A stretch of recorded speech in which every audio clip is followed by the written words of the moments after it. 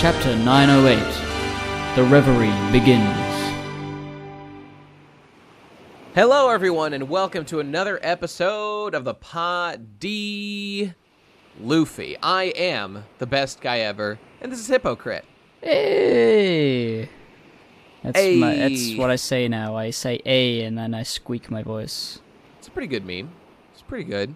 Today we're talking about Chapter 908. The Reverie begins. It has begun. For real. Yes. Well, actually, technically, no. In the chapter, it gets started. Though perhaps I'm speaking from the perspective of having read the chapter. Regardless, let's get to it. All right, we cover start page. with Orlumbus. There he is. Our big beautiful boy doing a funny thing again. Yep. Drafting a pirate behavioral guide. I love him. It is 3 p.m. It's time to draft a pirate behavioral guide after having just stolen the entire fleet from his nation. Pretty funny. Pretty goofy. I like it. Yeah, not really much to say about this. No, there isn't. Fucking, Columbus over there. Looks pretty cute. You see her stand on her tiptoes to be able to see up over his big old desk. She's just like, ooh, I can kind of see. Looks good, Dad. Excellent. He's hilarious, as always. He's huge. He's unreasonably big. He's very organized and adorable. That's it. All right, so that's number 38 of this arc. When will it end? God only knows. We got to be close to the end of that. Okay, here we go. Page 1 of the actual chapter. We're getting right to it, folks. Boom. Pangea Castle. Remember what happened last chapter? Well, that still happened and is being resolved. Yes. Mansherry, the little baby. She's cute. And Shirahoshi, the big baby. Yeah, that's true. She's a big baby girl. There's no doubt about it. I would think like Mansherry would be smaller than that in a size comparison. I think, okay, in the bottom panel you can, like, they say, like, the biggest princess and the smallest princesses in the world meeting together. Thing is, I think, I'm with you. Like, I think they, for our benefit, made her slightly visible. I think she would be, like, fucking microscopic. She should be, like, a dot, if that, on, like, Shirahoshi's hand. So I think this is slightly fudged, but, yeah, whatever. I can forgive it. It's fine.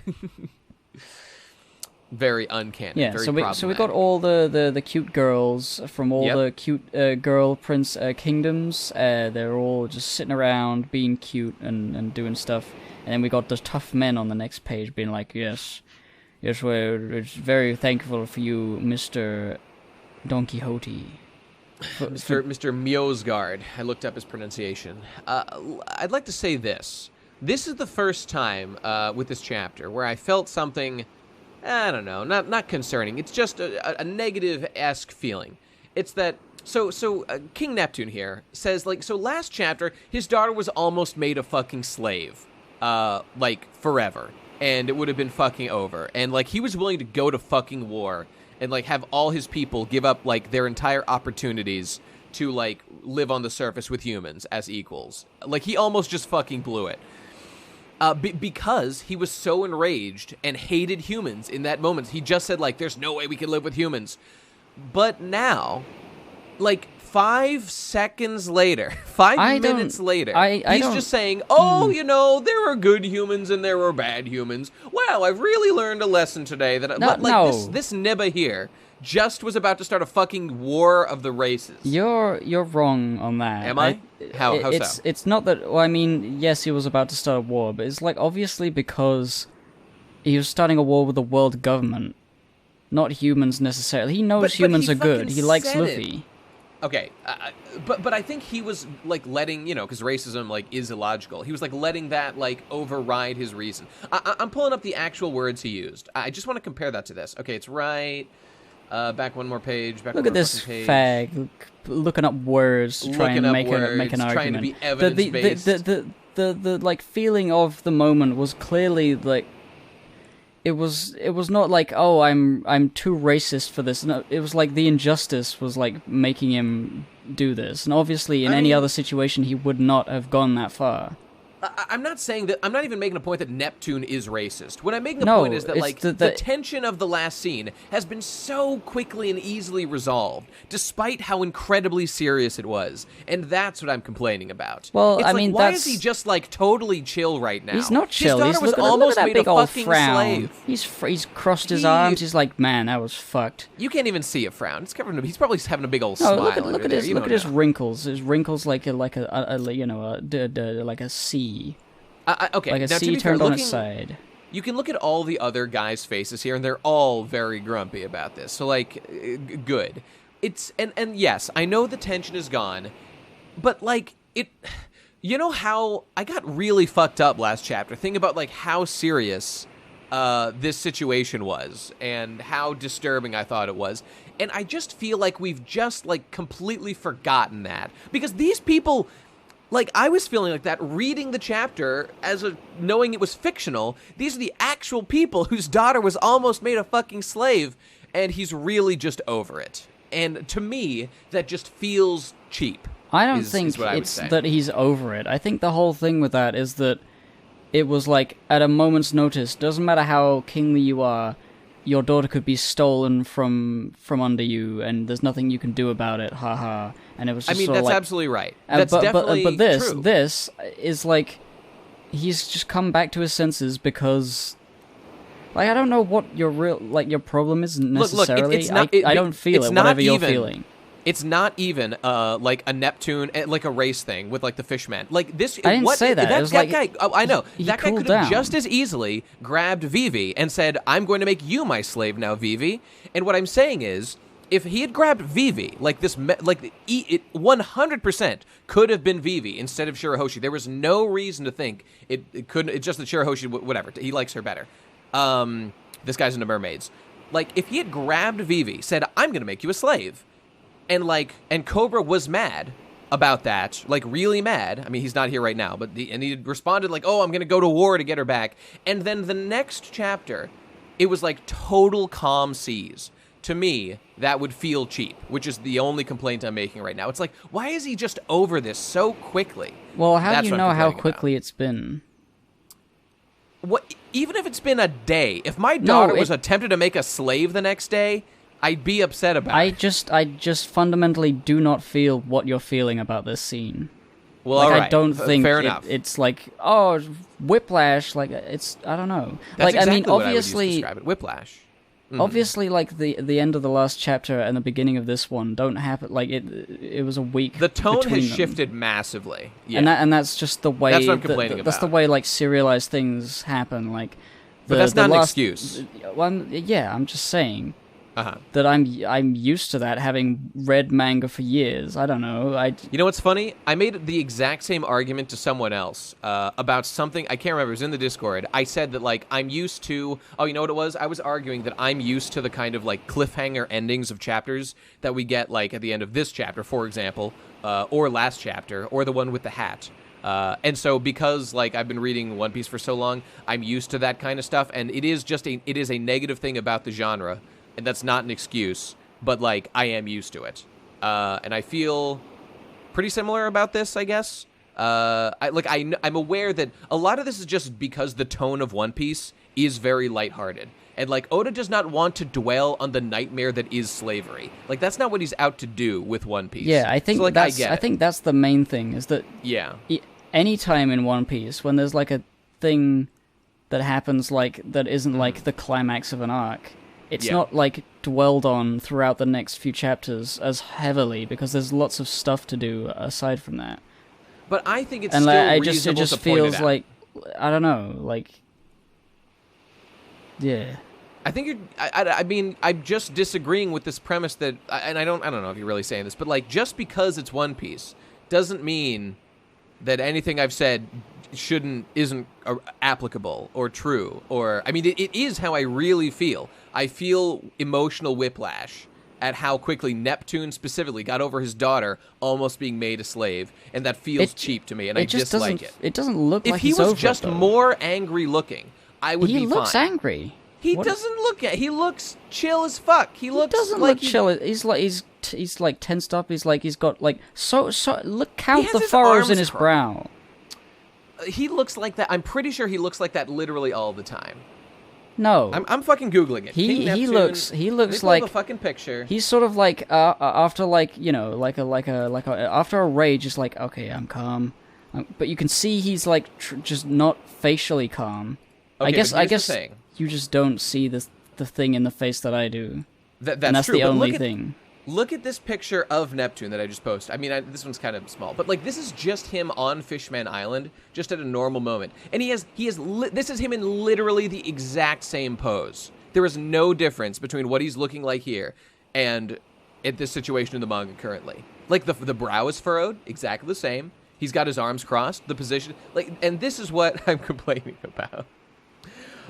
And you know what? It's really not that big of a problem, but I did want to point it out because I do think it is a negative. I disliked it. Whatever. That's my point. Take it or leave it, everybody. You can judge for yourself. But anyway, so yes, fucking this guy, Mjosgard. Yeah. So he's like, he wants to use his power as a big boy in the city. I forget what Tenryuubito. Yeah, that's the Celestial one. Dragon. Yeah. Celestial boy. To like, you know, or like Molestial boy, if you know what I'm saying. Oh, no. Got him. He'll use his clout to get, to protect the fishermen. Who uses clout strife? Yeah, and excellent. I mean, this calls into question what the celestial dragons can do to each other. We don't know yet because we haven't seen two of them fight necessarily. I mean, this right now has been the closest we've seen, and I mean, yeah, this guy has a mallet and he smacked a guy in the face with it, and that was it. Yeah. But like the slave didn't choose a side, even though he was under the orders of one of them. Yeah. So it's like it's kind of confusing. Like how's this gonna work? We don't know this for sure, but in my mind, what I'm applying to this is like to the Tenryuubito, they are generally equals. So like in current life, like you can't kill another person because everyone else thinks that's bad, and like because like we're relatively equal to each other. We've got inalienable rights. We're on the same plane. But the thing like with the Tenryuubito, everyone who isn't a Tenryuubito, like you are a god, which is just a higher class of people. You're equals, but everyone who's not a Tenryuubito is like you can just make them a slave. You can murder them. Yeah, you but can rape them. that makes sense. But like, yeah. What I'm wondering is like, how do the slaves respond if two Tenryuubito are clashing? Well, we saw that slave last chapter because he just sort of stood there and did nothing. Lucci did nothing. He had been ordered. That's right. He had been ordered by Carlos to take what's his face and to kill whoever it was who was getting in the way, like Neptune or Leo or something. And then Mjosgard showed up. Just smacked Carlos or Charlos, whatever it is, and then like everyone just stopped. And so clearly there's something going on here of like the Tenryuubito can like interfere with each other's business. I mean, I guess maybe Mjosgard is just like he has more, he's more important or something, and they know that offhand. Yeah. I mean, just the fact, yeah. I can imagine it's just, it would be a simple writing thing to be just like, oh yes, this Tenryuubito has more god power, and people are, CP0 follows him more than the others, and if they had to choose a side, they'd choose the most popular guy in the ball. That's possible. That's possible. But at the moment, I have no idea.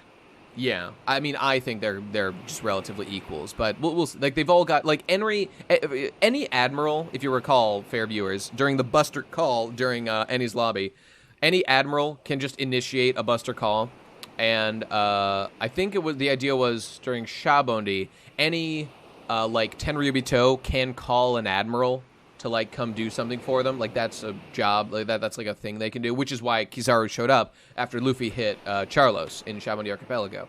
And I don't know, I feel like they just have like certain things they can do and canceling out each other's. Like people just kind of what happened was they read the vibe. He didn't say don't kill those guys now. They simply read the vibe that a new Tenryuubito was here, and they were like, okay, this changes things. I doubt this is where it's going with that, with this, but it could be that like the Tenryuubito are like gods, but they act like primal humans. Like they beat each other up, and they're like, stealing from each other, and they're horrible to each other constantly. And the slaves are just sort of like, okay, unless I'm ordered to do something, I won't do anything. They don't have like loyalty to one Tenryubito over another. Yeah. Incidentally, I just want to point out how awesome as a concept the Tenryubito just are overall. They're just humans who are in this like hyper elevated political position, but like seeing him stand just among these kings, who are just, quote unquote lowly humans. I mean, some are fishmen, but whatever. It's just like, yeah, I mean, like they're all the same, but like politically, it's just so cool. Whatever. I don't want to go into a whole thing. But anyway, dude, it's like Game of Thrones. Just like the Game of Thrones. What I also like about this panel was just that I'm glad they didn't just say yes, Mjosgard smacked that guy, and now Shirahoshi is completely safe, nothing to worry about. But no, he says look, he could come back anytime. I will stand with her for the next 7 days or whatever to protect her, because this could easily happen again, and I will be here to make sure it does not happen, which is what you need to do. So I'm glad they addressed that. That was smart and appropriate. Yes. And I like his hesitation to allow the little guy. To beat does that mean we can beat up anybody with your permission? Yeah. Oh, he's a little bit of a. He doesn't know really. Obviously he's a good boy, but he doesn't know how to deal with these rowdy fucks. That's true. But he wants to. He's invested. He wants to be a rowdy fuck just like them. You're not wrong. I'm looking forward to, he said, I like this idea of, if you're born into, like Sabo was a noble, but he recognized the evil of the nobility system in Goa Kingdom and was all fucked up about it. Now, but this guy is still within the political structure and wants to use that ability to help people. And that's cool. I look forward to seeing more. Anyway, so that's done, and then Vivi down here, just asking where Daddy is. There he is! Oh, he's alive. Hey guys. How nice. He survived another Pedro bomb. He's just probably eating bombs every day. Do you think Pedro invented that bomb that killed Pell, but he didn't kill Pell? Probably. Because it's a bomb that can't destroy animal people. That's the trick. That would be the only logical thing. Yes. Okay, so moving on. Fucking what's-her-face is asking about her dad, and see, he's in a meeting with Fujitora and King Riku of Dressrosa, and we know what those boys are about. They're probably talking right now about dismantling the Shichibukai system, because that's what Fujitora's whole deal is. So, I mean, that makes sense with Riku and because of the fucking Dressrosa and Doflamingo that just happened, Yeah, and also Crocodile. And Crocodile, of course, because he was a Shichibukai who tried to take over fucking Alabasta. These boys have a lot in common. Also, the arcs are identical, but so that's I really like that the thing with Riku and I forget his name. King Cobra. Cobra. He's a king cobra? Yeah. Riku and Cobra and all that. It's mentioned here, and it's sort of, mentioned again later. Mm-hmm. But if you don't, think about it, it doesn't really seem like there was a point to mentioning it, but it's very clear what's going to happen later. Yeah. When it's, the Gorosei are, talking about stuff. Dude, there's the Gorosei, but then there's the fetish guys, the Gurosei, and they're oh, we like gross porn. That's Lucci. Lucci's in the Gurosei for sure. Who else is in the Gurosei? Oh, Shiryu, he's in the Gurosei. That's it. It's just two. They're looking for more members. There's only two fuck weirdos. It's true. So, Dr. Hogback. Dr. Hogback's got to be in the Gurosei. Moving on. So we get a nice little shot of the area where people walk through the celestial dragon. The good old. This is where battles are going to take place, and people are going to be on one side of the gate or the other. Sort of I love these establishing shot. Yes. By the way, do you like how Oda drew an arrow there's a big black arrow across this, and then there's a shadow from that arrow that was drawn that's on the ground beneath it. This fictional, metaphorical arrow that is not real. I just really like that. It looks awesome. It's a nice touch. I didn't really think of it as a shadow. I just thought he was trying to make it look 3D. But yeah. Maybe if you go to this place, there's actually a big black arrow there, like on the ground. I'm going to assume maybe it's a bunch of crows from that crow guy in a shape of an arrow. Karasu or whatever his fucking name is, probably.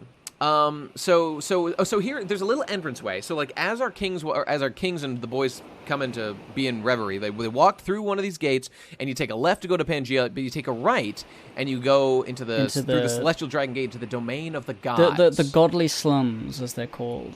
Well, they're pretty nice. We talked about this before. We were wondering like who lives in the village when we first saw like Pangea Castle and like the village there. Like I had said that like, oh, that must be where like the slaves and like the workers live, and they like do that stuff there. But no, it is actually that is where the Tenryuubito live. It's just like essentially what looks like a normal town, but just where all the Tenryuubito are. It's surely a very nice town. Like every really building want to is see more perfect, pristine, and full of gold-plated mirrors and stuff. I mean, it's gotta be. But it is like there's a lot of Tenryuubito apparently. Yep. I never got the feeling that there was, a huge amount of them, but I never got the feeling that there was like a couple of them. So I guess it makes sense. There's like a whole town of them. At first, there was 20 kings that started the thing, right? That started the world government. Is 20 the right number? I think it was. Well, yeah, 20 kingdoms that were combined. Right. So they had government. like families, and then they all interbred with each other and became like a civilization of Tenryubito, obviously. Pretty cool. Pretty cool. Yeah. So here we see Sorbet Kingdom Queen Dowager Connie. But it's a con because it's not actually the person, unless it is. I'm wondering about this. Like, it's kind of unclear. But let's keep going. Let's just describe what happens chronologically. Yeah. So here's Connie. She's just walking up to this gate. She's trying to get into the celestial town, and they're saying, "Oh, you're a queen. You're a mere queen. You have to go back." She's a queen dowager, which means like she was the wife of like the former king. Is what the dowager thing means. So like it's like there's a new king, or like her son or whatever would be the thing. I see. Yep. So here comes Charlos riding his slave. He's in going his back. Cool BDSM outfit. Going back home on his slave, and then the door opens, and then his buddy friend, his dad. This is his dad. Yeah. Rosward. Looking good. He comes riding in, hi-ho silver, on the back of Bartholomew Kuma. On Bartholomew Kuma's... he is still a current Shichibukai member. He is one. It even says in his thing right now. He currently is a Shichibukai, but... he is a slave to the Tenryuubito right now. We don't know exactly why yet, but I've got some thoughts that we'll go into right now. Well, they did mention it. Did they? Yeah, they said he's technically the king of the Sorbet Kingdom, and they wanted to make an example by turning a king into a slave. Like, you don't have any fucking power. Well, hang on, because I mean, there's a lot more to the character of Kuma and his history in the story than what we're learning right now. So, they must have known he was for a while. So, what do you got? Right? We will definitely go into this. So, first of all, the new information here is that he is the former king of the Sorbet Kingdom. Now, this raises a question. Was he the king up till just now when he was turned into a slave? Post-time skip? Because remember, the last time we saw Kuma in the story was post-time skip when Frankie found Kuma, who had been defending the Sunigo, the ship, at Sabo the Archipelago for 2 years, fighting off pirates and people who were trying to get into it. So that's where we last saw him. He looked fucked up and busted, and he continues to be now. And he left as soon as Frankie showed up. And at that point, as far as we knew, and he is still a revolutionary... he was still a Shichibukai. But we also know that he was in the Revolutionary Army. That's known. And then also he did this thing to defend the Straw Hat ship.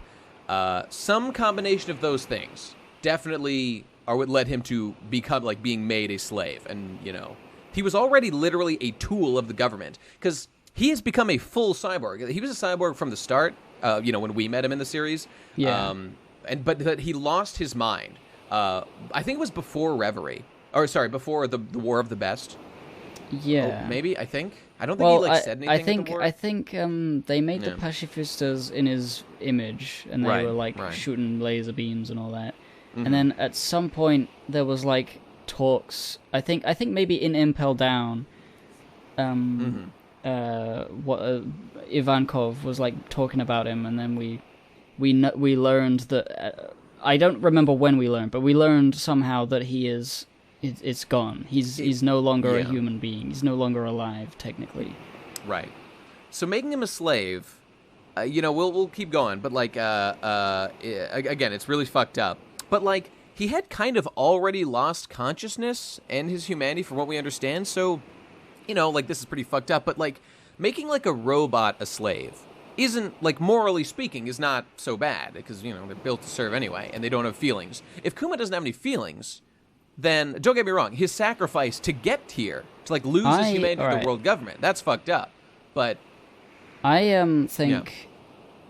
I mean, initially when I saw this, I was like, oh shit, this was, like, the longest elaborate plan for him to be planted here.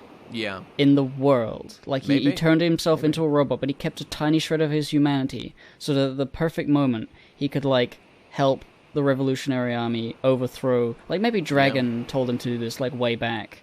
I mean, him becoming a cyborg must have been part of the plan. If we ever get, like, I'm sure we will, Bartholomew's, like, backstory and why... Like, the final, like...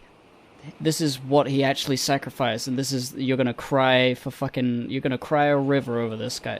He's gonna be so sad, because he's one of the most tragic characters in the series at this point, for sure.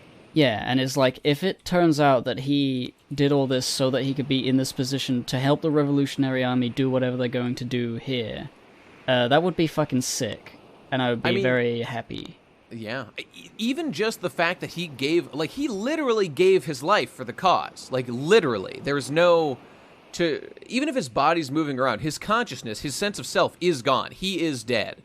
But this, shambling we're husk... told that. At least it seems that way. We don't actually know that for sure yet. We are told that, and I feel like if this part here is to have any sort of weight beyond other people reacting negatively to it, I feel like he must have some semblance of self left, because he did, protect the Straw Hat ship, even though he was a full cyborg at that point. Well, if you recall, I believe it was said that Vegapunk programmed that into him. Like, that was a request that Kuma had made to Vegapunk to program him in such a way that he would do that. So Vegapunk's wrapped up in this shit to some degree as well. I wonder if Vegapunk is revolutionary. The hints are there, like his involvement with Kuma and stuff, or is definitely suspicious, but we just don't know. So Bartholomew Kuma was a king. He was a king of the Sorbet Kingdom. Now the question is, we know now he's a former king. Was he the former king after he became a cyborg? After he became a Shichibukai? Or only recently, after he was like did he only just recently, post-timeskip, lose his title of king of this kingdom because he betrayed the world government and they took it away, and why they made him into this slave? How did he betray the world government? Well, I think it's, we don't actually know, but my best guess is because he spent those 2 years defending the Sunny, and all, like, that's 2 years away from the government, like, not obeying them, which is what he was supposed to be doing. Maybe. Yeah, so that is a fairly traitorous act. I mean, he's literally sided with some pirates. He went off to, like, fight with them, to defend the ship for years and stuff. God, it's so fucking sad. And I just want to point out again, this is fucking horrible. And, like, on the next page, we see him getting, like, hit on the head, literally stabbed, and the dude's just laughing about how, like, he doesn't cry, he doesn't scream. He's the perfect slave. Yeah, but you know what I will say?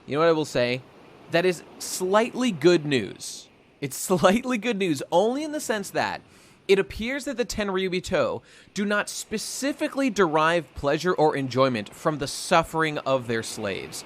As long as the slaves do their job, like, they seem content. And they'll be as fucked up, treat them as horrible as they want. But they don't seek suffering for the slaves, which is a slight positive. I'm sure they do. There's no reason to stab Bartholomew Kuma in the shoulder unless you feel like it's, you're going to get your jollies from it. I guess you're right. I guess just when you look at something and you don't consider it human, I mean, I would never treat like a dog this way, for example. But yeah, even though a dog we've isn't all, human, we've all but like put a magnifying glass on an ant before. Like, it's that sort of level. it is. You're right. That's the sort of thing I think we're dealing with here. Yeah, I don't fucking know, dude. I'm looking forward to the Tenryuubito, like from villain to hero arc, where they all become the real good guys. That's gonna be good. No, I want them to die. They need to die. They need to be destroyed. They need to be deleted. They can be saved. They can be saved. We just have to teach them.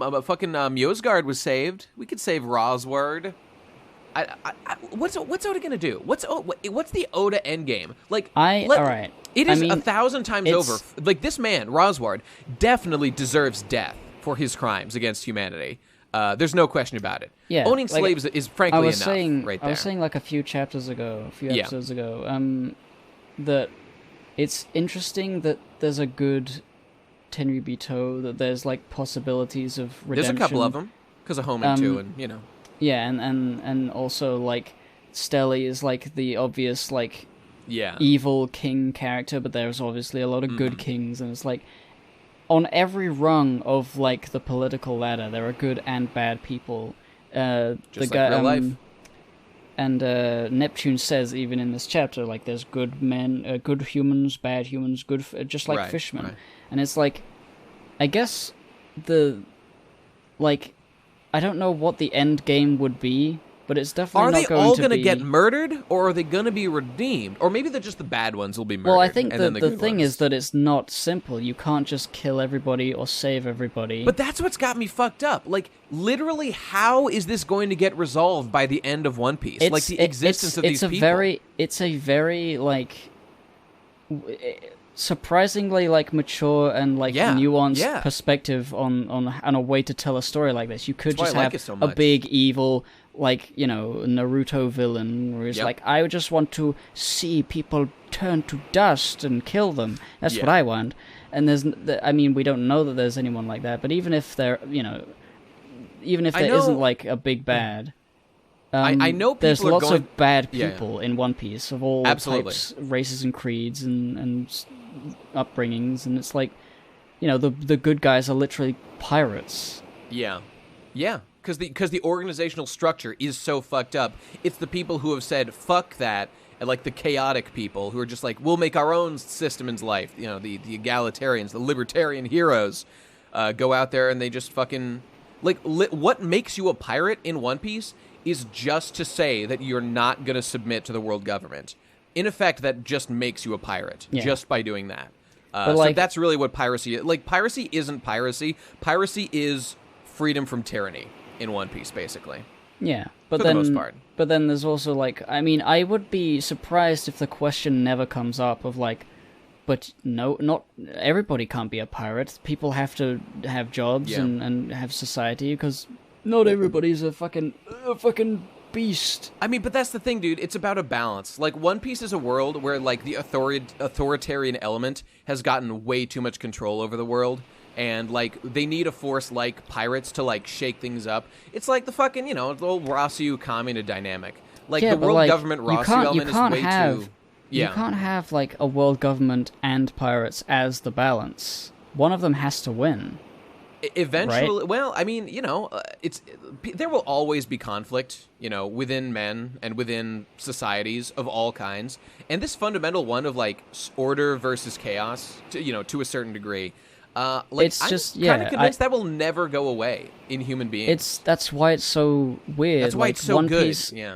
One Piece is like, is it going to end as like, and then it just happened again with another guy with a straw hat? Yeah, like I don't know. I don't know whether that would be satisfying or not, but given all the things that are like building up with like the ancient weapons and like the prophecies and stuff. I literally think the only way One Piece can end, even kind of satisfactorily, because I still think One Piece is more about the journey than the destination. Like, that's been communicated in so many ways. Not in exactly those words, but that's the general idea.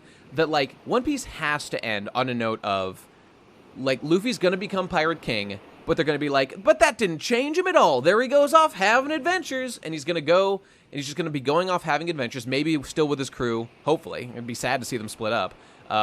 Maybe not. And, and then, like, the next generations will, like, the specific evil that is the bad elements of the world government will be destroyed, namely the Tenryubito. Even the revolutionary fucking army, as we said like 2 chapters ago or whatever, doesn't want the world government dismantled. The fucking revolutionaries said that. They said their goal is to take out the Tenryubito. That's the goal of the revolutionary army.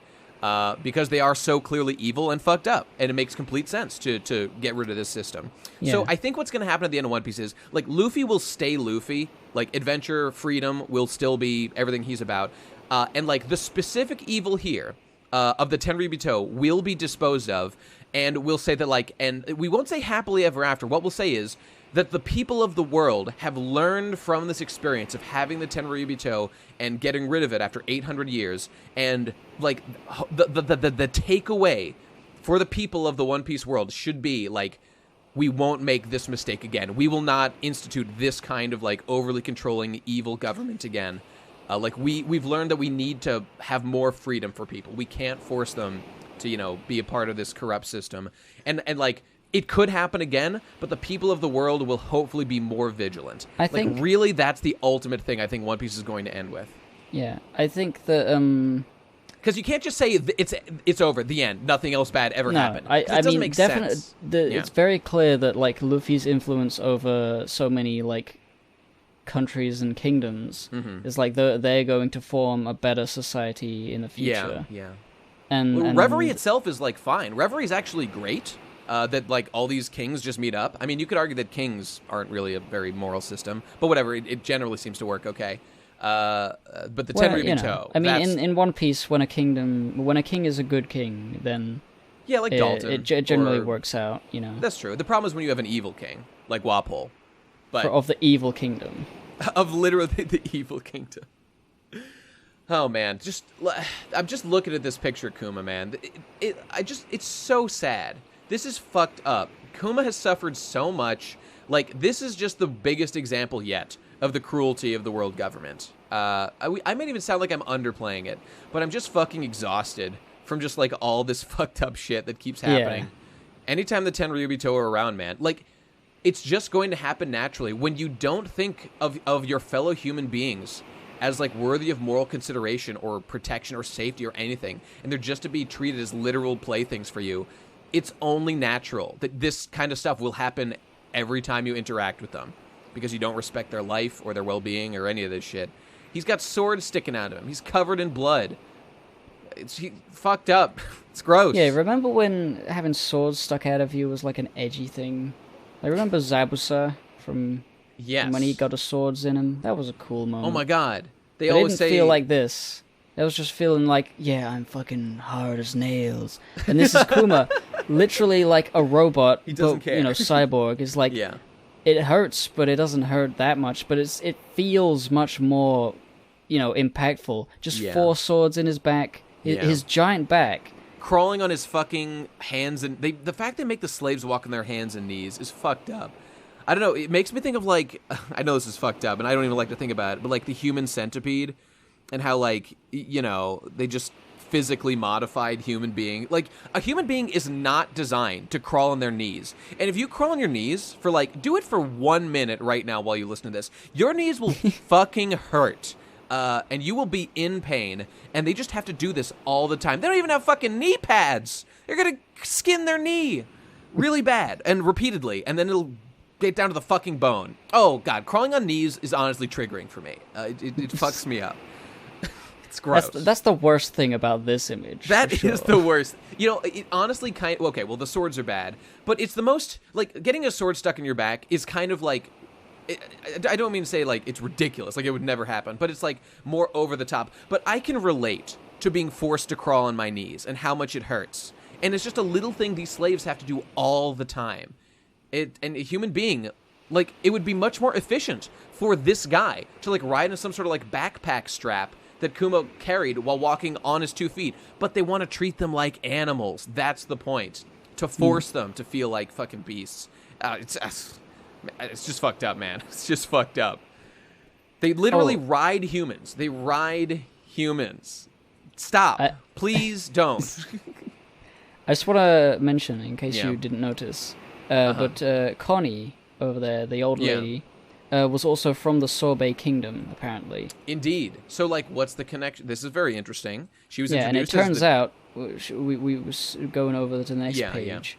Yeah. Mm-hmm. Turns out that old lady was Jewelry Bonney. So the question immediately rises. Okay, so like, you gotta put yourself... So it's Jewelry Bonney. Awesome. She's looking super hot. I love it. Yes. It's fantastic. She looks great.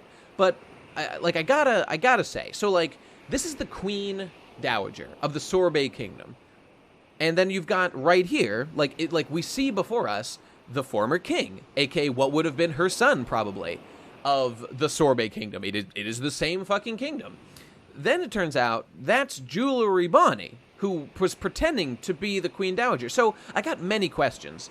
Is Jewelry Bonney, as an old woman, actually the Queen Dowager of the Sorbet Kingdom, and Kuma is her child? Because she does cry when she sees how fucked up this is. So I mean, that could be for any reason. I don't know whether she's like literally the Dowager. She can control her age. We have no idea who Bonney is, or where she's from, what's up with her, she is, or how old she is. We have no idea. She could be 800 years old, and I think she might be, because she obviously has some weird connection with the Tenryuubito and the world government. Something mysterious. Yeah, I mean, I don't know whether she has a connection with the Tenryuubito necessarily. That might be a reach. I think it's like she has a connection to Kuma, and she knows, she maybe was this Queen Dowager person. Maybe she pretended to be. Or was she just in disguise? Or maybe she just grew up there. Maybe that's just where she's from. Like, we don't know where this kingdom is. We have no idea. Because when we see, like, the true reveal of her, like, on the next page, or when she looks like herself, like, it doesn't say that she's from there or anything. It doesn't have any information. But here's another point. Bonney has snuck into the Celestial Dragon's territory. She ran through the gate as it was open while they were distracted. And that's fine and all. So she was trying to infiltrate. Here's my question. If you're trying to infiltrate somewhere, why would you disguise yourself as, like, the mother, seemingly, of, like, one of the Shichibukai, who's now a fucking slave of the Tenryuubito, which I would assume is a very high-profile thing. Isn't this, like, the worst idea to do that? I don't... What's the deal? I don't know. Okay, I guess she had to pretend to be, like, a queen to get in here. Is she from the goddamn Sorbet Kingdom? Is she actually related to Kuma? I think she's definitely from or involved with the Sorbet Kingdom. Do we really know that, I don't know whether she's like literally the Queen Dowager, or like the Queen Dowager is a relative of her, which is why she can pretend to be her.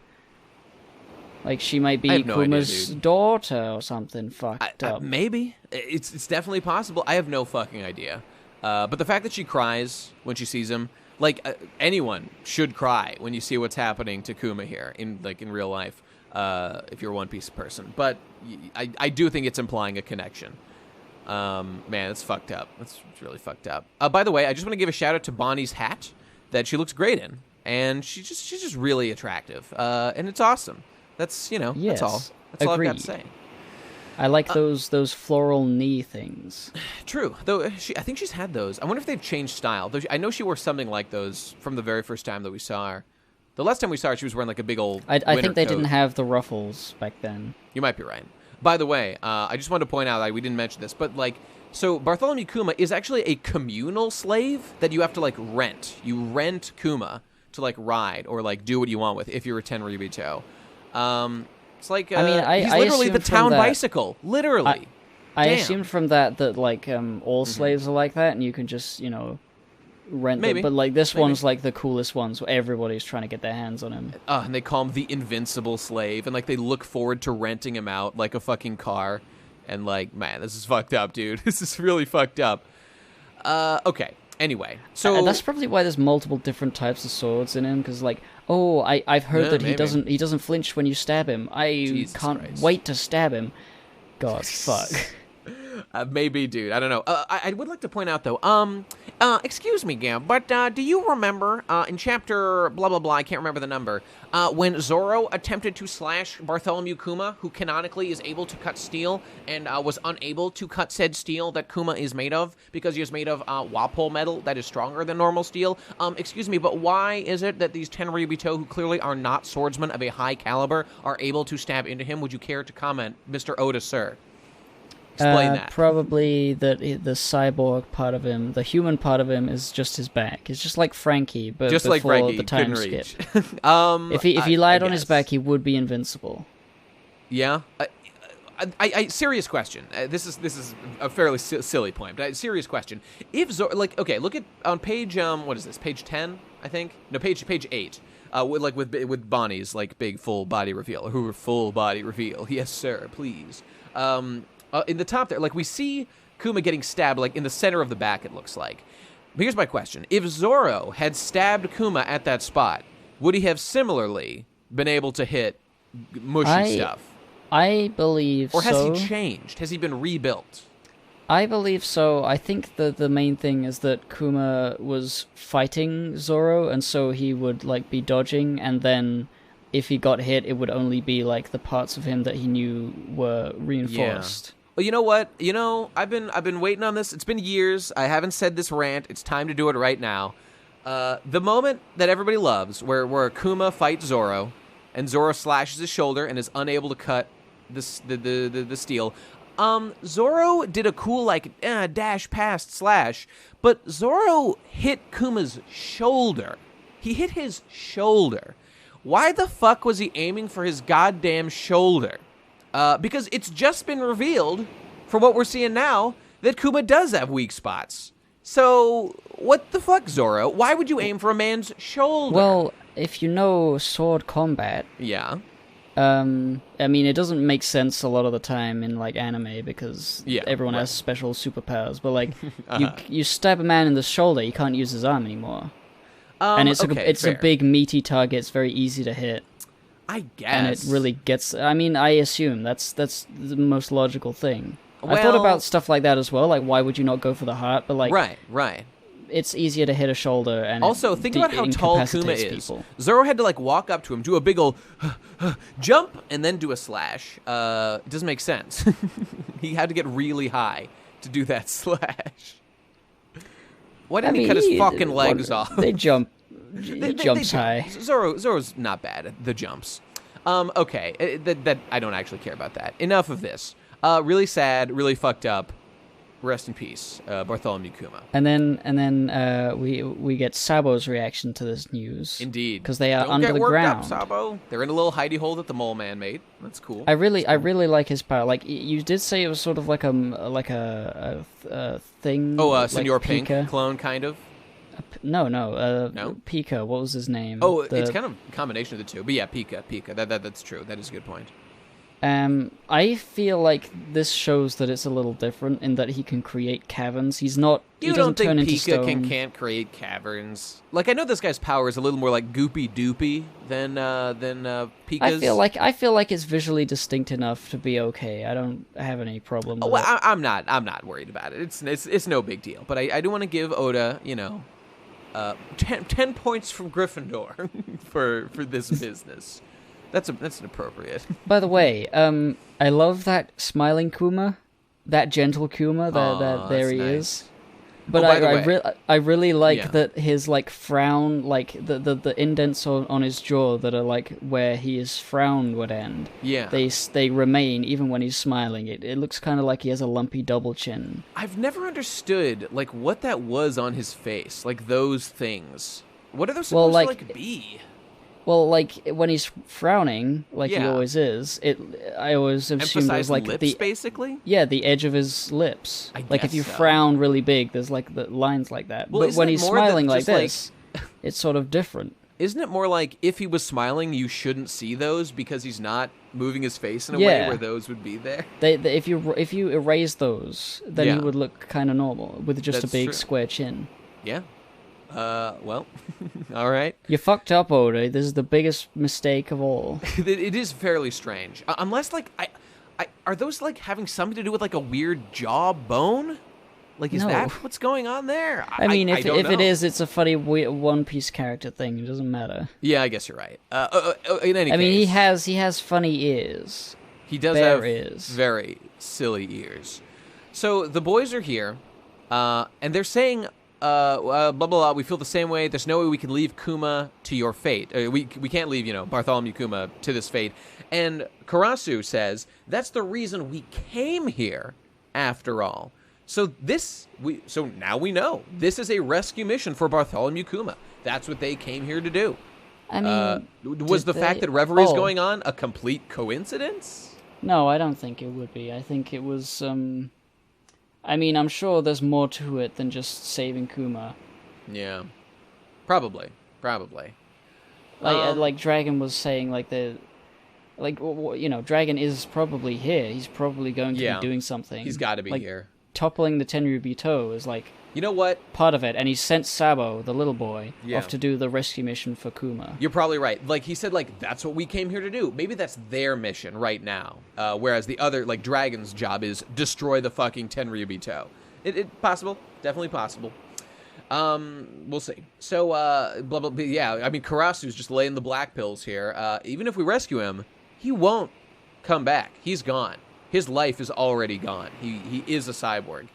Jesus Christ. Remember those shots of, him on the operating table as Vegapunk turned him piece by piece into a fucking cyborg? Man. Fucked up, dude. That's fucked up. I mean, frankly, what happened to Frankie is super fucked up, but Frankie just did it to himself somehow. Doesn't make any sense, but that's fine. He just cut himself. He just fucking stuck some metal bits in there and a fucking fridge in his stomach. Yeah, he sliced his sides by laughing too hard, and then he filled it full of iron filings and metal pipes. That is so fucked up. But whatever. He wanted to be a train so bad. He really did. Well, yeah. When he was like, "Oh, you got 2 years to train before you come back," he thought literally become a train. The pain trains here. I forget what's the name of the mouse guy. Morley's the big guy. Mouse guy, whatever. Who gives a fuck? The mouse guy, we called him League of Legends or something. Ratatouille, I believe was his name. Yeah. So Ratatouille's Kuma was the king of a country that was allied with the world government, so they're making an example of him. And they, at no point, is the reason why we went on this before, at no point do they exactly say exactly what Kuma did in this chapter. This is where I would have actually, Oda explains some things that are a little too obvious for, the new fags who are just reading this shit now. But he doesn't explain this that's, really important to understand literally what the fuck is happening. But luckily we can infer. He explains, they wanted to show the person all they say is that he has defied the gods. Irrelevant. But we already know that. So, we can see him riding them. Why not just say, it's because he defended the Straw Hat ship? Does he think that every reader right now... Alright, here's the thing. It could just be that they just chose him for no reason. Okay, but now we actually just defied don't the gods, know. But they wanted an example, and he was a pretty good one. Because he was already a former king that was, a robotic slave of the world government anyway. That's true, Gib, but the fact that we just don't know which it is, and honestly, that's annoying. I just want to know what's going on. And they're simply just not giving us this information as to how we ended up here. And that is, kind of annoying. Because now I just don't know. I just don't know why he's there. My theory is because he defended the Straw Hats, he was gone for 2 years, clearly he was disobeying the world government, so they've done this to him. That's my guess. I don't really particularly mind why he's there. He's already a slave of the world government. God damn it, there should be a good reason. We should know it. They should tell us. What do you mean why? Because it's a big deal in this chapter, that's why. They're making a big deal. No, I'm saying that, there doesn't need to be a big reason for the Tenryuubito to just turn somebody into a slave. We saw a few, last chapter, that it's a guy's flippantly turning a princess into his wife. Slave. But Gib, in this very... you know what, I'm gonna take her. That's the sort of people they are. They will just do things... But at this very moment, these characters right now, on the page we're on, are explaining why they're so mad, or, that they're making an example. Like, he is in particular being used as an example. Like, he is important here. It's not like they just picked him randomly. Something about him is special. You can make an example. Like, they're saying that he was a king, and that's why they're making an example. It's not necessarily that he did something. I suppose. But it was like, he is a king, and they're here to show at the Reverie, kings don't mean shit, I guess. Okay, but what I would argue is, our debate right now is due to confusion in the writing, and that is my problem, that it wasn't clear. That is my issue. My issue is that you have an issue with that. Well, fair enough. Kuma being here is like, oh, fuck. But I totally see it happening without really needing an explicit explanation of how it happened. Like, I can totally see him just being a slave after all that's happened to him, being turned into a robot for the world government. Well, like, him ending up here is just like, oh, man. Like, I don't need an explanation for that. I can see it happening, just... No, that's dumb. Because I hate that. Why? You can't just do that randomly. You can't just I'm not saying it's random. I'm saying I don't mind there not being an explanation right now, because it's not that important to me to sell how, how fucking fucked up this is. Well, agree to disagree. I respectfully disagree. I respectfully mutiny. I'm the captain of this ship now. Indeed. Okay, but, so, they just go on to say, like, blah, blah, blah, the Celestial Dragons are here, and CP0, they're gonna fuck us if we get caught, and they're like, we can't fuck up, it's success or death, dun dun dun. Okay, cool, so the stakes are high. Morley looks very good. Morley looks, alright. He's got that big old kissable lips. I gotta say, Sabo looks 100 times better without his stupid fucking hat. That hat is terrible, like, stop with the hats. The whole, I know it's part of the fucking culture of the fucking Revolutionary Army, because Sabo was designed wearing a hat, and now that's just a thing the Revolutionary Army does. But I'm telling you, it's bad across the board. Stop. That's I mean, it. Karasu doesn't have a hat, and he's the only one who looks good. I mean, Sabo looks good without his hat. The others are... whatever. Morley looks good with his hat. I think he looks Morley's hat is not bad. But, like, look at what... also, why is... What's her name? Bello Betty. Why is Betty not here? Isn't this important? She was doing. That's why I'm thinking they're doing another mission.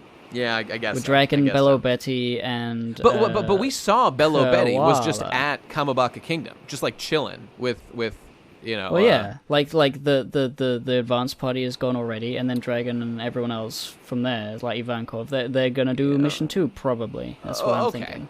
I guess it seemed like Bello Betty was going nowhere. And she was just, like, hanging out. But maybe not. I mean, she's got to do something this arc. She's got to. There's no reason for them to call Bello Betty to the Kamabaka Kingdom if they weren't going to do anything. Right, exactly. Okay. She would have just been off doing whatever she was doing already. They called her to this. My sense of distance is feeling a little fucked up in One Piece. Like, how far away is Kamabaka Kingdom from, like, the Red Line? Because they need to, like, get there and, like, do stuff. Is it really close? I mean, I don't know. I assume Karasu carried them all with crows over there. But how fast does a crow travel? Can a crow travel, like... Well, if they go by the crow flies, a straight line, Zero time. You can get there in zero time. Zero. The straighter you go, the less time it takes. Viewers, please let me know. Do you also feel kind of a weird sense of, like, distance and time right now happening? Like, just the way that Oda is just saying characters kind of are just appearing at various places. I'm just saying, I'd really like a map of the world. I agree. With Kamabaka. I agree with that. Sometimes, it was one of the problems with, like, the Game of Thrones season, the latest one. The latest one, yeah. Where it used to be traveling was like a big thing that took multiple episodes to happen, and then. Go from the top to the bottom of the map within fucking a scene Varys and then that. back. Like, he teleported fucking everywhere real quick. It was strange. So just, it's bad. Please don't do that, Oda. Make your world feel cohesive and give me an understanding as to where everyone is at any given time. That's all. I mean, it's not so much that. It's just, like, making sure it's obvious that time has passed for it to allow for people to travel. If I remember correctly, as Sabo was riding the lift, I think this was like 2 chapters ago, to go up to arrive at Reverie, which where we're, like on the page one right now is like the same day. It's been like a couple hours probably. Bello Betty was chilling in Kamabaka Kingdom at that very same time. So how, like, is it like a day trip to get there? Like, how late does she want to get there compared to Sabo and the gang? This is my question. It seems... Well, I mean... I don't know. We don't know anything about whatever the others are doing. They may not even be actually at Reverie. You know what Bella's going to do? Here's what she's going to get in a boat. She's going to have a bunch of oarsmen, and she's going to say... She's going to wave her flag. She's going to use her cheer fruit and be like, row really, really fast, you guys. And they'll be so motivated. They'll be there in literally 0 time. That's what I estimate is definitely going to happen. That's how she does everything. Yes. Okay, moving on. Next page. It's Speaking like the of next day or world, something. Oh yeah, there's one. There's one right there. So it probably the next day. It seems to imply that it's Reverie is happening today. Here we go. Here's a map of the world, you guys. They're just doing some review of how the red line and the grand line splits the world into 4 seas: the West Blue, North Blue, South Blue, East Blue. Everyone should fucking know this already. This is basic baby shit. But if you don't, I'm just like up. kind of, you know, I you know, it's only just really to me occurred to me that they are, you know, the new world. It's usually been like the Grand Line. The other side of the world is like shown to us because that was earlier in the story. Yep. And it's like that whole stretch of ocean there. We've been there, done that. If you look, it says the New World on that front side, but if you look at it ends the black sub part of that mountain where they intersect with the New World on the top right. That's where Reverse Mountain is, and if you trace that kind of down and to the left, that's all of Paradise up to. Wait a minute, am I wrong about this? Hang on, I am having a difficult time. wait, how does this fucking work? Which what are you trying to figure out?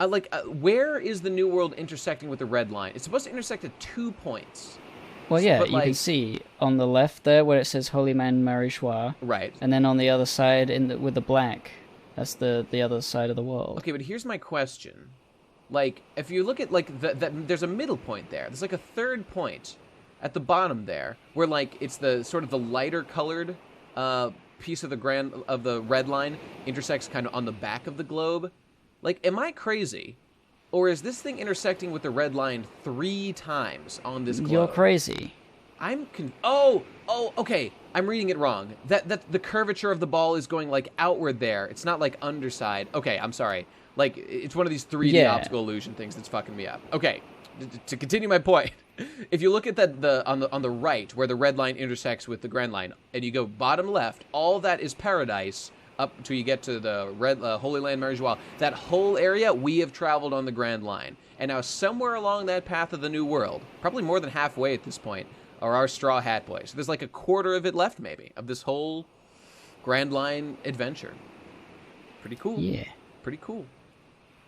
Anyway, so 100... this I do like. The review of the numbers. Because, like, I don't fucking remember the numbers. I'm glad Oda goes over this. 170 allied countries are members of the world government. Most of the countries in the world are part of it. Of course, ones like Wano famously are not. Or probably like the Kamabaka Kingdom, I would guess, is not as well. But we don't know that for sure. It would make no sense if it was, though. And then 50 kings and representatives are chosen from those 170 countries. Now, that's interesting. Why not 170 representatives? Why is it 50? Why are some excluded? What do you think? I don't know. I guess if they're not powerful enough, but it must be still something kingdoms like that. or countries. Yeah. I mean, I guess it's just that simple. I don't know. So anyway, so every 4 years, just like the American elections, which I was wondering if that's perhaps what the number's based on, but whatever. 4 years is a fairly common thing. Everyone gathers, they take their seats, the conference begins, and we're meeting a bunch of cool new present boys. I like literally Dracula there, in that right panel there, next to some lady I don't know. Wapol is here from his literally evil, or what is it? The evil Black Drum Island Kingdom or something, whatever that is. Evil Black Drum Kingdom. That's the one. Neptune, some cool guy with sunglasses, Mr. Russia, Mr. Prudence. And then boom, here it is. The full view of Reverie. There it is. Except for those few people at the front that are covered up by the text. True, we can't see them. And so just for everyone's satisfaction, I want to let you know that, as was said on the last page, There are 50 people gather here for this shit. I counted every person here. Of course you did. And of course I did. There are 49 because, as we know, the what's Sanji's? The Vinsmokes. The Vinsmokes normally come to Reverie, but were disinvited this year. So the numbers are completely accurate, Oda. You did it. I'm proud of you. Good job. Now everyone's autism. You can be satisfied. I did the work for you. And it felt damn good. And by the way, I'd like to point out that the chairman, apparently, of the conference changes. And right now, it is President Abe Lincoln of Ballywood. Hell yes, hamburger. Mr. President. Fuck yes. Except he's a king. But it's... And look there, we've got discount Union Jack guy. I like that guy. He's cool. Bowler hat. He looks fucking terrible. No, I like that guy. He's got white hair with a big black mustache. Is that not literally what you look like? No. Wait a minute. Look at his chin. He's got, like, clock things on his chin because of, like, the Big Ben or something. Because of, like, a clock in the town that he lives. What the fuck, dude? Okay, now we have to address... What time is it on his beard? Wait, it is, that is... Shit. Fuck, I'm bad at math. Wait, 3... That would say, 12. Like, 3 a.m.? Oh, yeah, 12:15. Just about 12:10, which is definitely inaccurate because it's, like, day or something. Now we have, and then there's like, I don't know, Russian lady. I am the Russian lady. Please don't bully me. And then we have to address literally Hitler. Yep. Mr. Literally Hitler is here. Looking good. Looking great, as a matter of fact. I just 100% am on board with this. Now, it's kind of weird how like he literally Hitler. Literally Hitler, yeah.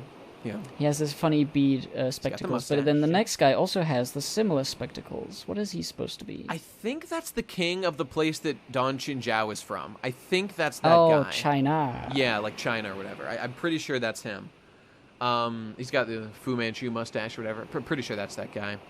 Now, and if you look at the big spread of Reverie. Okay, first of all, look all the way on the left and see that tall lady. I think she's like Greece. I think she like is Greece the person.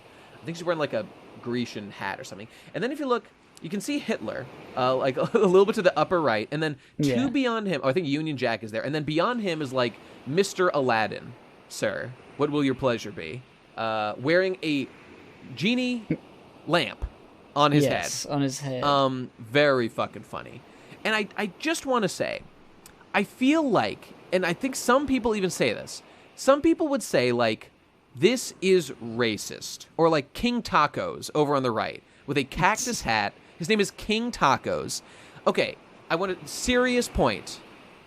Why would this be racist? I just know people are going to say this because this is just what people say.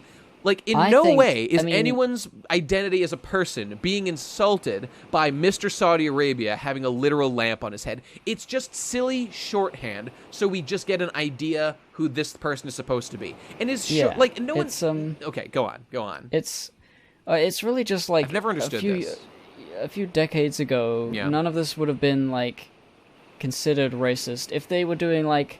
Oh yes, the guy from China, he has slit eyes and he goes ching chong and he has big teeth. That's racist because that's like making fun of that. I don't even agree. I don't even agree that that's racist. And the reason why is the reason they did that was to make fun of that race. That's why I considered like okay. But like stuff like this is just silly and it's like But I feel like someone can make the same arguments that you're making right now about that, about like King Tacos. And I'm not even saying that you're necessarily wrong. This is my argument. It's that like, if you can say that like we put like a Mexican character in something and we're like, lol, all he does is eat tacos. Like, okay, I feel like the thing that people would get insulted about that by is like if you were Mexican, you would feel insulted, in theory, because like it's like they're saying all Mexicans are like this. It's like something is being made as a broad statement about all Mexicans. But like, okay, can we at least agree, everyone out there, that like it's also possible that this person is simply using what, yes, you could definitely identify as a stereotype because that is a sort of standout characteristic so that he can like convey a lot of information with that kind of shorthand. Like King Tacos looks like he's got a cactus and a sombrero. Like clearly he just is Mexico. And yes, it is extremely stereotypical, but where's the insult? I don't think there is one. Well, that's what I was getting to, is that Yeah. Oda is like an old boy. It's not that he's racist necessarily, but like things like this, stereotypes, it's just like, it wouldn't be funny if we have like, because he's had like things that are inspired by cultural things. But this is like, he has to have like he does a ton 50 of that. different cultures, and he's like, well, I don't know, let's just be silly with it. It's too difficult to come up with nuanced things, and it's not very interesting because you're not going to be looking at all these like varied kings and queens intently. Let's just put a few that, and they're not all going to be important. So like, let's just have a few of them stand out as being like obviously this country and obviously that country. And he doesn't think that there's any problem with that because he's you know he's from a time where it would not have been a big deal.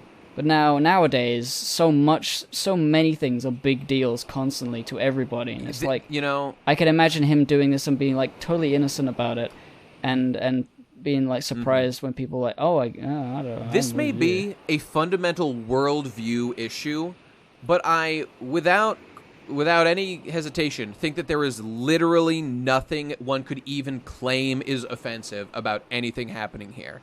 I completely don't understand how anyone would ever be insulted by this, and I know that like no one's actually. I haven't heard anyone complain about this, but it's just that I've heard it so much over the years. I just really want to calm everybody the fuck down. Listen, you understand my point. I think everybody gets what I'm saying here. I don't think Oda is in any way trying to say that because you're Mexican, you love tacos. Haha, isn't that funny? With King Tacos, because I did see some people complain about that guy.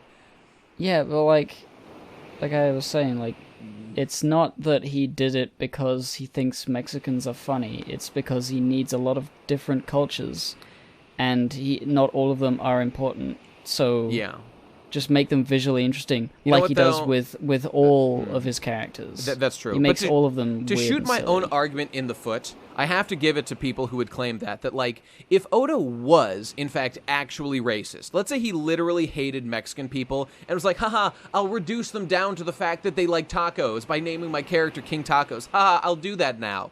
That would be indistinguishable from what I'm arguing is what he actually did. But I'm basing things on my understanding of the man up to this point. To say we already know. Choose not Oda, to be offended, people. Choose not to be offended. That's what I'm arguing. The thing is, we all know that Oda takes really stupid, retarded characters and makes them cool. Indeed. Like already with like King Hamburger. Yeah, right. Like that, he's that is the same thing as King Tacos. It's the same thing. It's Abe Lincoln. He's got an American Stars and Stripes hat, and he's called King Hamburger. But he's like the serious like chairman of this big political event, and he's talking normally, and it's like, I can imagine some of these characters, even the ones that are very stupid looking, like having serious discussions around this table, which is like probably the way Oda sees like political discussions, like all these weird fucking idiots talking Oda like will they know treat these stuff. Characters with respect because that's what he does. Because he's a great writer. Oda is good. And I don't know. I know I made it a big thing just by talking about it for a while, but I'm just saying, let's not get lost in the weeds, people. Don't get obsessed about any character designs or whatever. Like, no one's insulting anybody. Let's all just chill and enjoy the silly story. That's what's happening. People could have got like really upset about how Senor Pink is Spanish and baby. That's not. I guess how that's not a stereotype, though. So it's like, not a stereotype, but like it's technically like, oh well, it's clearly. Like, why'd you say Senor, bro? Like, what are you trying to imply about Spanish-speaking people by calling him Senor? As long as there's like an indication of a real world culture, people have the potential to be offended about it. Yeah, and I don't agree. I totally you know what? That sums it up right there. You're absolutely right. And you know what?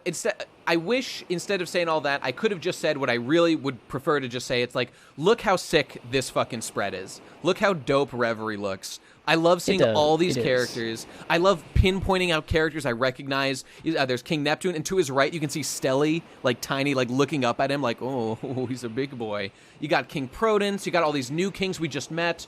I haven't found Wapol. Wapol's here somewhere. This is awesome. We've been dreaming of Reverie for like a decade, and now I get to fucking see what it is. And, like, I mean, it's pretty much what I expected, but it's just, like, something intangible and ephemeral made real in the pages of One Piece, and it's awesome. It's fucking awesome. I just can't wait to see more. Gets me really can't excited. wait for literal Hitler to be a good character. Literal Hitler is going to be the most fleshed out, deep character in the history of fucking One Piece, and I can't fucking wait. I want his redemption in these pages. Watch as Oda literally brings back the Hitler mustache by making this character so awesome and everyone loves him. I'm going to do it. I'm going to start the trend. Well, I can't grow a Hitler mustache, but I'll try, goddammit. I believe in my Aryan brothers. You know, speaking of all this stuff, yeah.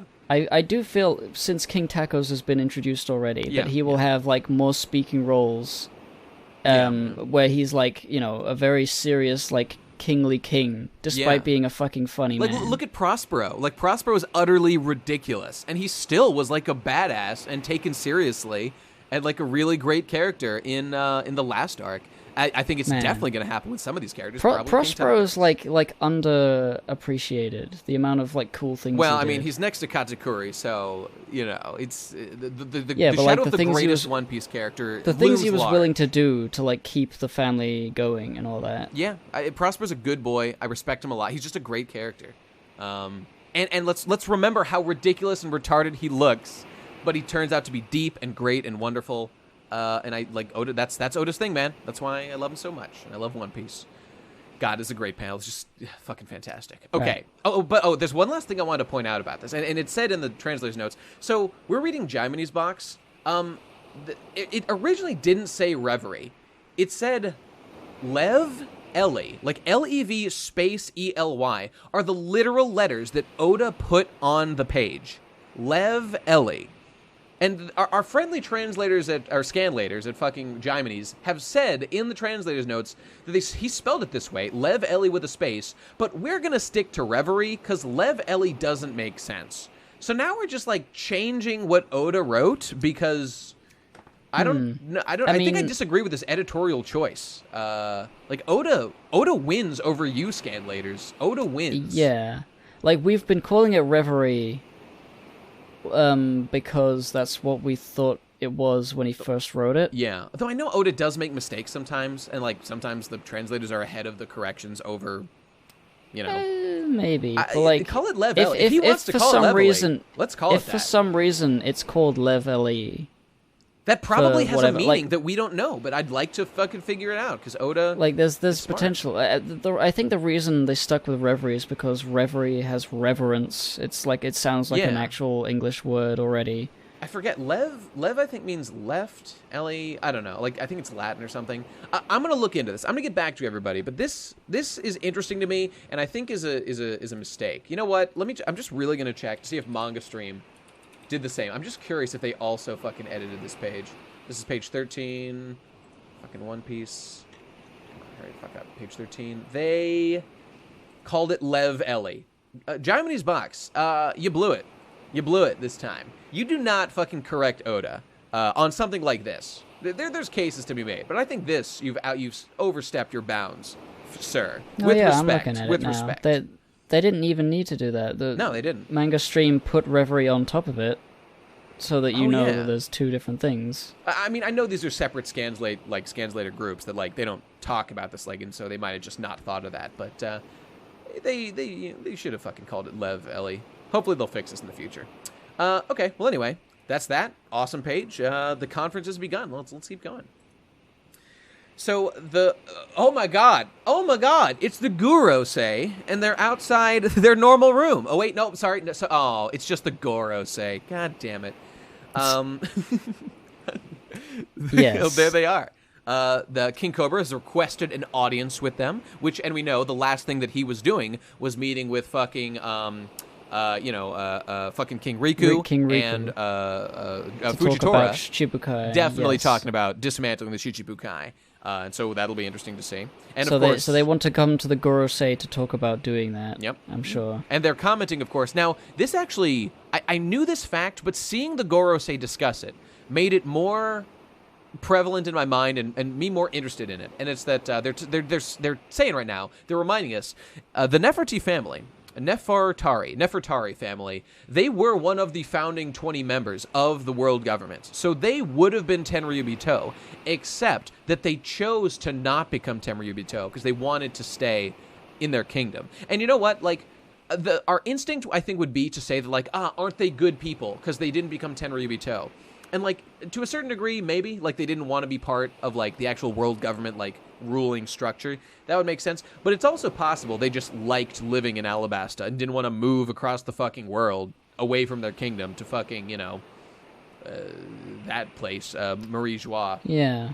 I mean, I think we're just supposed to assume that they're just good boys because they did that. But, you know, it was 800 years ago. It makes me wonder about, like, what Robin read in the poneglyph that they had, if they're such an old civilization. Dude, I forgot about that. Now, you know what? This is, oh my god, I just had a fucking brain blast. Way back when I was first watching Alabasta, and like, you know, when I watched the anime and back in those days, I remember really wondering, like, oh man, it's so weird that, like, there's poneglyphs here. In Alabasta, it's like, it's just like so crazy. Like one would happen to be here of all places. I was thinking something along those lines. We know now they were scattered throughout the world, but like if you think about it now, there's a poneglyph made like as part of the tomb that details the history of the Nefertari family. And let's not forget, people, so the Nefertari family chose not to become members of the world government, and the Gorosei here are calling them traitors. So clearly there was some degree of possible animosity, but at the very least, you know, friction between the Nefertari family, like, philosophy versus the people who formed the world government, the original Tenryubito. And the fact that they have a specific God damn it, what is it? A specific poneglyph. Thank you. Poneglyph made the details like their family history, and then they also have one that talks about Pluton. I think they have both of those things there, or maybe it talks about both. Like, seems to me that the Nefertari family probably worked with the Kozuki clan, and like the Forgotten Kingdom, like that destroyed kingdom or whatever that you know that Robin's history turned up like 800 years ago, because the poneglyphs were made by the Kozuki clan on like seemingly on behalf of that secret kingdom as a way to like fight against the world government in some way. And the fact that one was in Alabasta, it makes perfect sense that would be there, because like the poneglyphs exist in opposition to the world government fundamentally. So really showing some like strong antagonism between the Nefertaris and the world government, which I just think is a very interesting, rich bit of lore that way back then, I bet Oda fucking, I don't know, did he plan this? Probably. It seems to stack up perfectly. I don't know, man. It's pretty cool, though. Actually, quick question, though. Am I wrong about this? Because there was some back and forth on what the poneglyph actually said in Alabasta. Because, like, I remember when Robin read it, you know, on Crocodile's behalf, Crocodile brought Robin in because she was the only one who can read poneglyphs in the world. And, like, Robin read it and said that, like, it just contained, like, historical facts about, like, the rulers of Alabasta, of the Nefertari family. But that was actually a lie, I believe. And, like, she told Cobra later, they're like, no, that actually wasn't that. It was actually, like, how to get Pluton, which is what, you know, Crocodile was looking for. I think there's probably both. Was it both? Well, I don't know whether for sure, but like I feel like there would be both. You know what? Like, because to come up with a lie quickly is like she can just read parts of it that are like, well, hey, it's talking about history. She could just say, oh, it's just about the history of the kings, and she rattles off a name or two. Definitely possible. You know, okay, I currently am on the wiki just to confirm this, because this is actually relevant to stuff I was just saying. Okay, so in Alabasta, the poneglyph details the location of Pluton. According to Nefertari Cobra, his family has protected the stones for centuries, though Robin implies they were actually hiding it from the people and the world government. So according to this thing actually only contains information about Pluton, according to the wiki right now. And you know what? But that actually doesn't change anything I just said, because the existence of Pluton is still like a... What do they call it? Like a globe-destroying weapon or whatever, a fucking super weapon thing. Like, that still obviously exists in opposition to the world government as like a check and balance to them. Oh, yeah. And so, someone could use that, which I think is what's going to happen in One Piece at some point. Pluton or some other weapon is going to be used to fucking fight against him. We'll see. Anyway.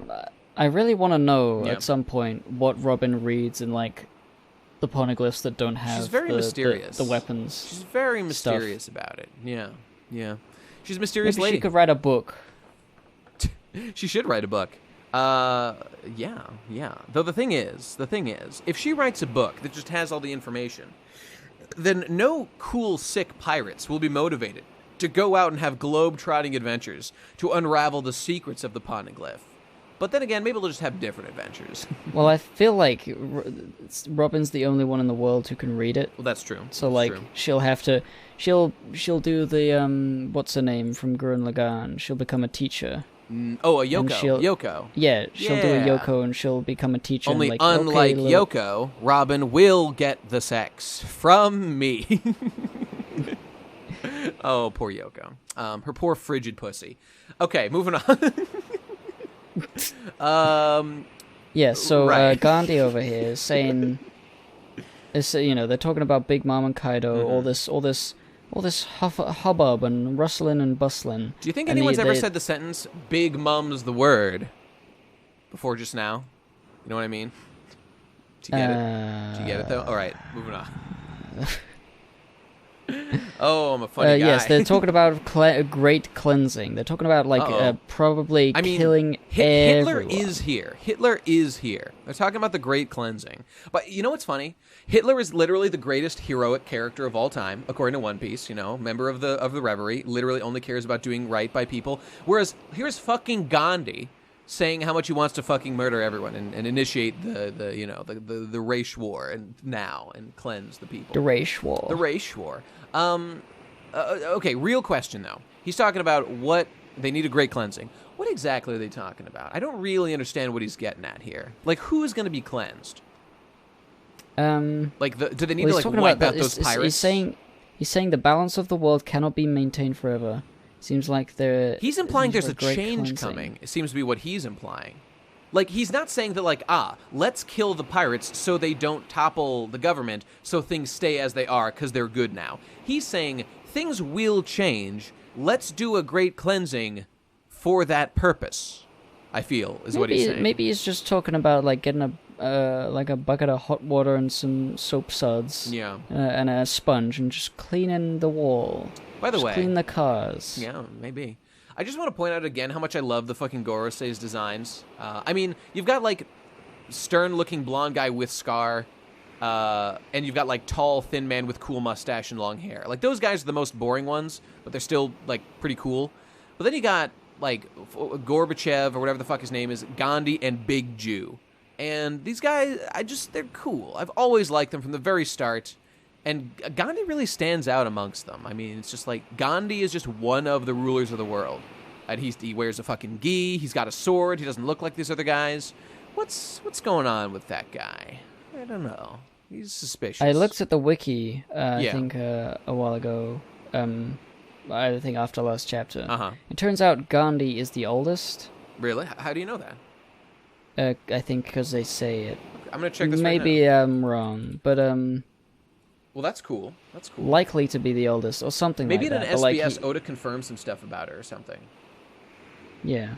I don't know. In any case, I can't really draw any conclusions from it, so it doesn't matter. But he doesn't have any fucking hair. Well, the wiki says he's the fuck? oldest looking, incidentally. Which, that Oh, doesn't yeah, mean that's what they anything, said. Wiki. What the fuck is wrong with you? All right. Thanks for your real hard-hitting facts there, Wiki. Glad someone wrote that one down. All right, let's just move on. You're right. We got Tall Hatman. We got Hollow Knight. We got This looks like the king of Hollow Knight to me. But yes, he's a very tall, a Jack Skelling king. He's tall, thin, and very royal. So here he is in the Room of Flowers in Pangaea Castle. So this guy is Asgore. Does not what Asgore? Yeah. Oh, he is Asgore, isn't he? You know what? Well observed. Very true. He will kill you. So here he is in this fucking room, flowers and shit, And so Im-sama, I am Im.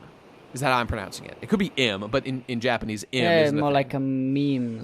Oh, very true. So everyone's arrived. Okay, so the thing's assembled. This person. Okay, now this person, the normal Tenryuubito, like, seem to live in the town. This person seems to, like, live or exist in the castle. So this person seems more important than your Clearly Tenryuubito. Is the king of kings. Yes, though we've been told. Well, I mean, last by chapter the way, they said by the the way, Goros are the highest authority. There, no one person rules, but we'll see. We'll see. Go on. What's well, that? yeah. Also, Im could be important. He could be the most important character in One Piece. I wouldn't even doubt Oda like actually did that. Like, I have no way of knowing if that's true, but like that's something he would do. So everyone's around. Okay, so this guy, he's got a sword and he's walking away. He's going to do something. He has been cutting up pictures of pirates. So we got Blackbeard. Well, not just pirates. Well, that's true. Blackbeard and Luffy, who are well-known pirates, and then also Shirahoshi. And then we see he's also carrying a picture of Vivi. He's carrying a picture of Vivi. And, I mean, this is clear, but this is the same guy who was down in that vault looking at that giant straw hat, whatever the fuck that was, or whatever that means.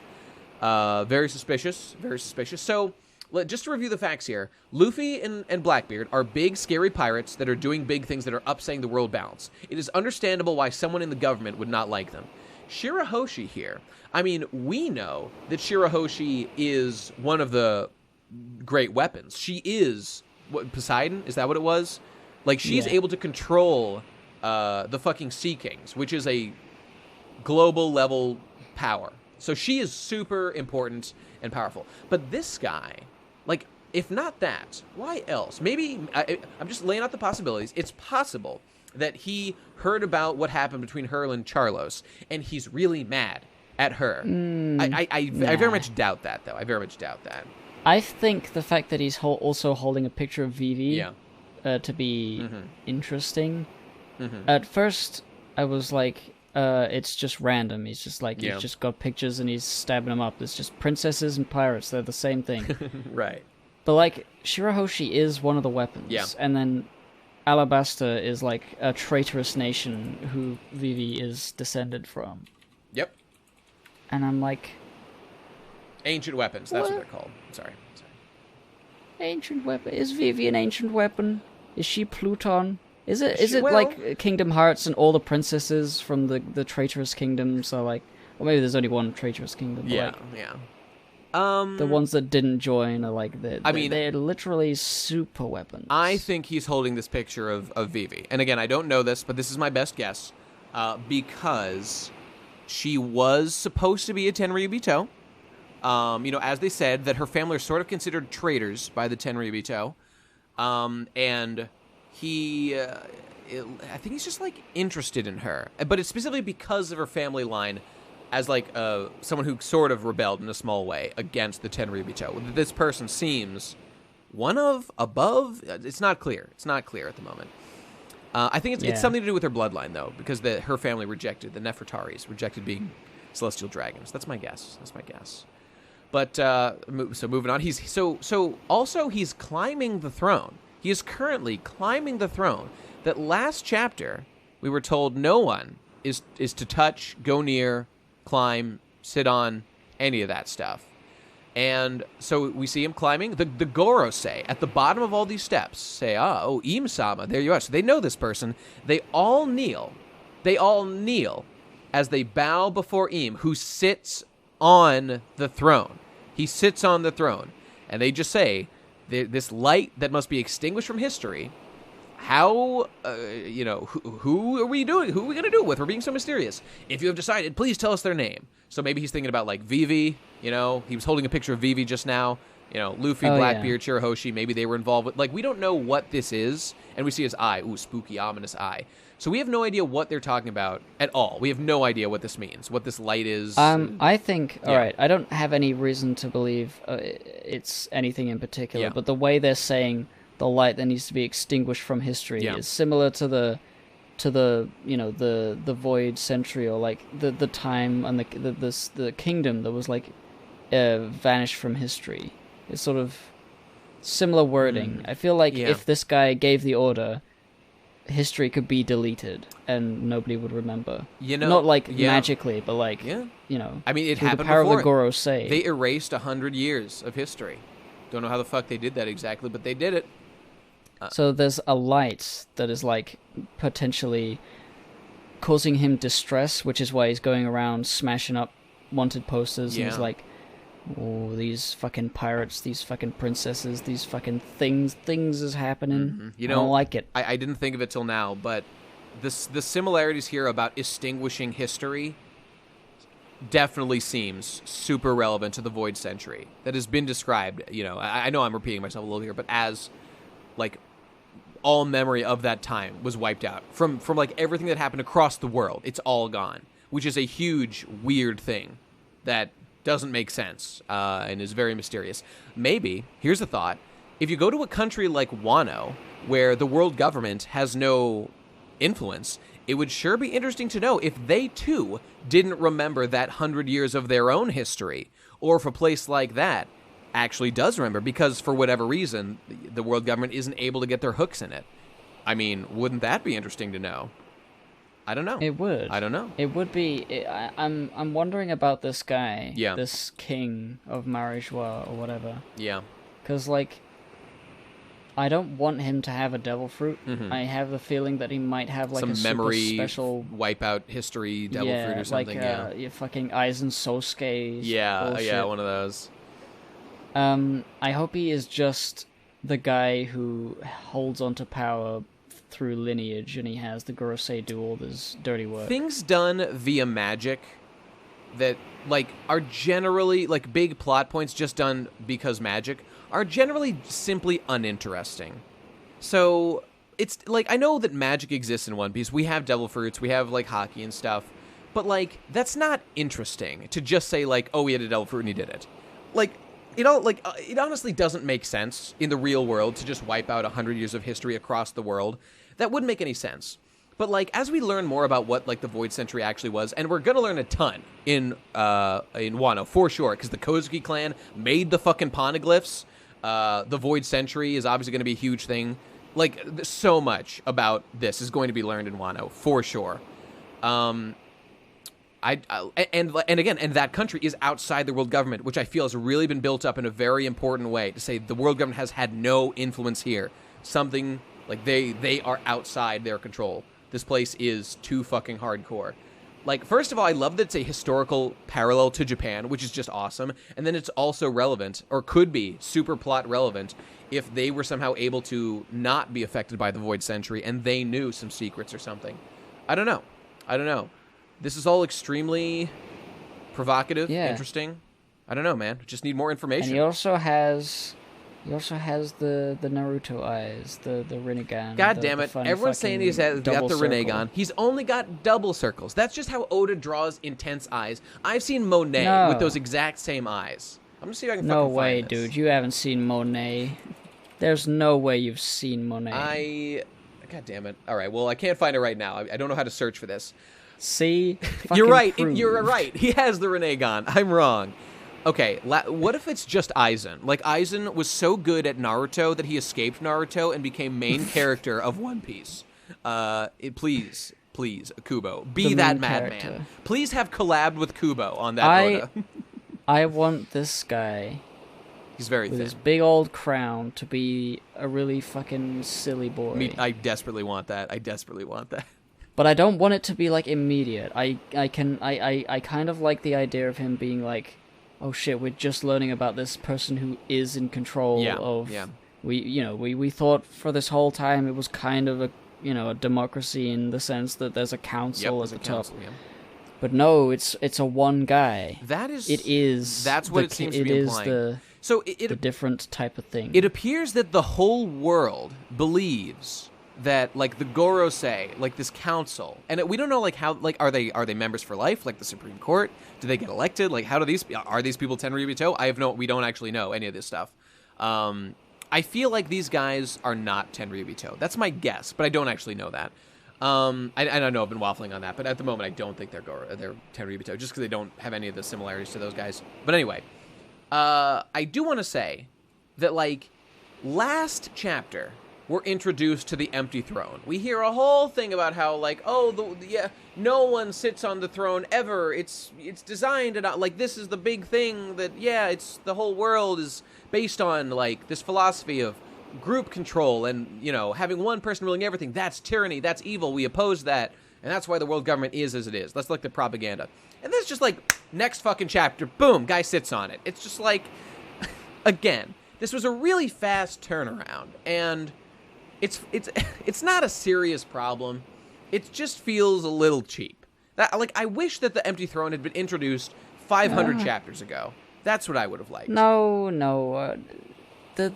I mean... This isn't a big deal. I know what you're saying. Yeah. I know what you're saying, but, like, I feel like the democracy angle has been played well before. Like, we knew that the world government was, like, a pseudo, like, collaboration with all these different kingdoms. And maybe just the fact that we were introduced to the Gorosei all those years ago as, like, the highest authority in the world, the Gorosei. And we're like, ooh, it's a council of 5 people. That in itself implies that, like, it's a council. It's not one person controlling everything. By the way, I'd like to point out, I was thinking of this last chapter, but it's like, just because you have 5 people controlling something, that doesn't inherently make it, like, well run and, like, represents the interest of the people and, like, democratic. No. Like, they could all just be in bed together or, anything. So, and Yeah, now we they'll know be that they old, are gay old subservient. men. Yeah, and they're old white men. Disgusting. We got to get them out of there. Though Gandhi, I guess, isn't white, but whatever. Okay, but that's a small nitpick. It's like, I wish that there had been more build-up. That's really my complaint. But beyond that, this idea of this false narrative of democracy, in effect, that is simply not how the world operates, basically. Like, frankly, I want to know more of the political structure here. So, like, okay, so the Reverie happens. Like, the people meet up, and they decide things. But, like, what does that actually do when they decide things at Reverie, these 50 kings? And how do the other 120 kings feel about not being represented at Reverie? Do they feel like it's okay to just, like, have decrees made, like the fucking UN just makes a decree that, like, oranges cost $25 each? And then in your country, you're just like, well, shit, man. We gotta just fucking do this? That sucks. Like, let's not forget, Walpole was a member of the world government and was, like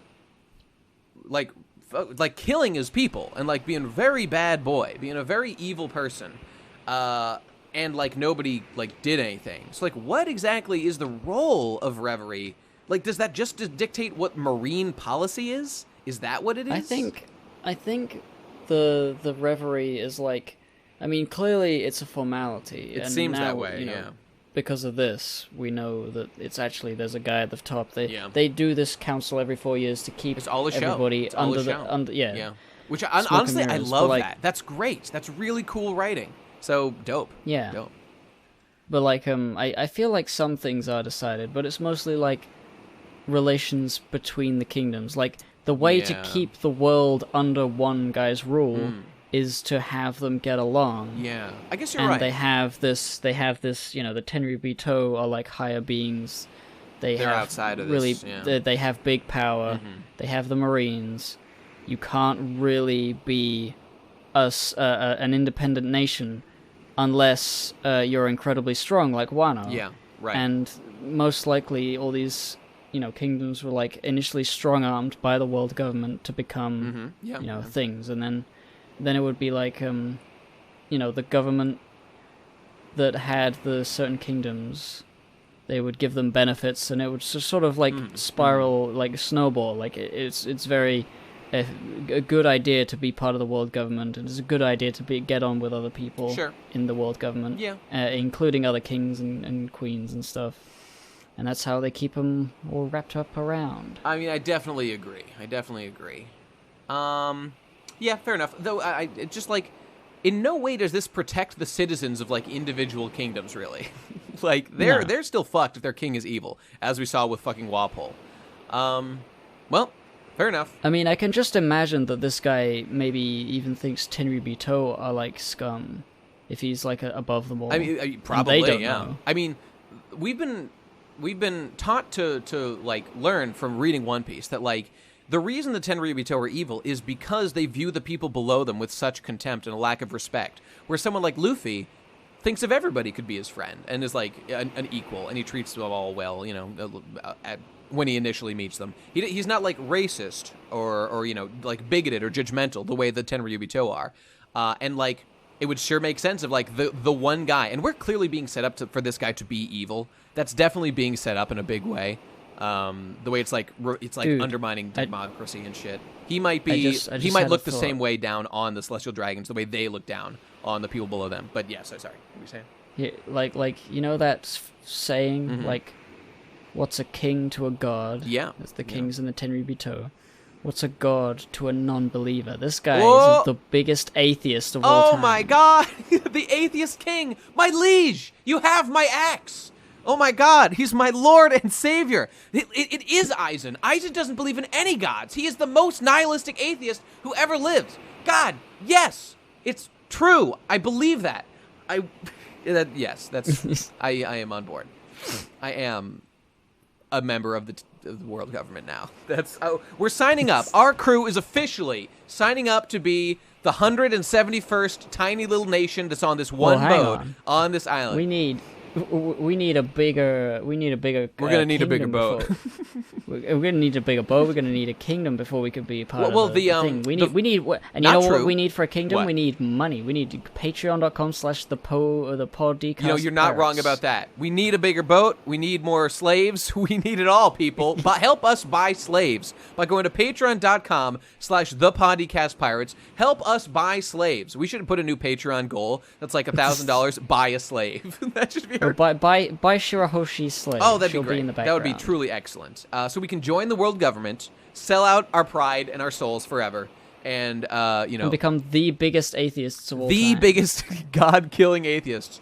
Oh, it'll be excellent. By the way, do you like that like pattern on the back on that big old panel there? That's like those circles and lines that kind of mirror the world government symbol. The big old see what I'm saying? Like they got the circles and the lines and the. Of what? Like there's that black backdrop on the throne, like behind the throne there. I just really like that. I think it looks cool. Black. See what I'm saying? It's like it's black with white lines on it.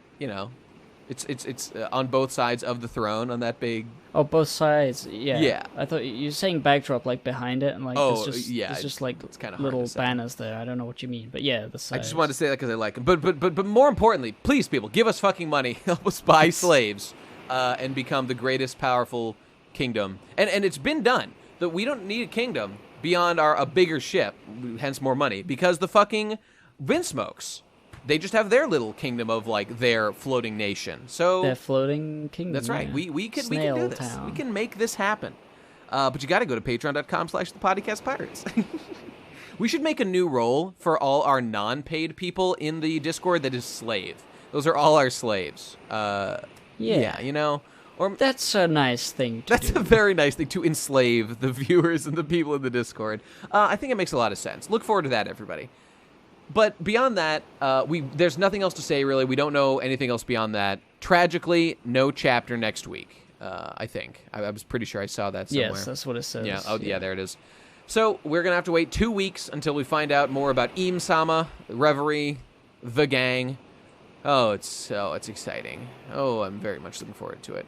Yeah. I've been quite tired as we record this, so too. Maybe it doesn't sound as much, but I really am enjoying where this arc is. Yeah. Like, it's really exciting. There's a lot... Like, I thought Reverie would be...